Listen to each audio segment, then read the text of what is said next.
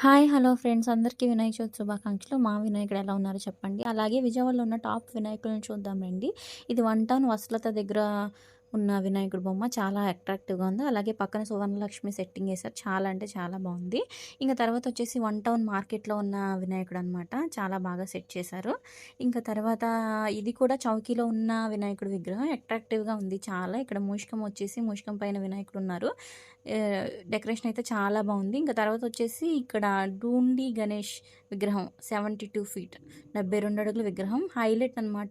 విజయవాడ మొత్తం మీద ఇది హైలైట్ అనమాట. శ్రీ భవానీపురంలో ఉంది. ఇక్కడ చంద్రబాబు నాయుడు గారు వచ్చి ఈవినింగ్ 6కి విజిట్ చేస్తారనమాట. ఇంకా చాలా క్రౌడ్ ఉందనమాట. ఇక్కడ చాలా అంటే చాలా బావుంది. 72 ఫీట్ మట్టి వినాయకుడు. చాలా బావుంది ఎంట్రన్స్. తర్వాత లాస్ట్‌కొచ్చేటప్పటికి ఇక్కడ అనంత పద్మనాభ స్వామి వారి సెట్ అనమాట. ఇక్కడికొచ్చాము మనము. ఇక్కడైతే సెట్ చాలా బాగా ఏశారు. మొత్తం 8 గదులు సెట్టేశారనమాట.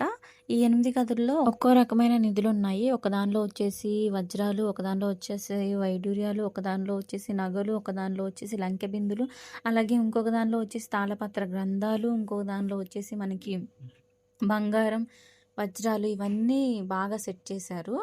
అలాగే మన వినాయకుడైతే లోపల ఇలా పద్మనాభ స్వామి ఫ్రంట్ పార్ట్ అనమాట. ఇట్లాగా మధ్యలో మనకి వినాయకుడి సెట్ అయితే వేశారు.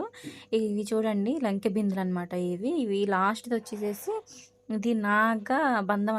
Thanks for watching. అనకాపల్లి అమ్మాయి, విజయవాడ అమ్మాయి.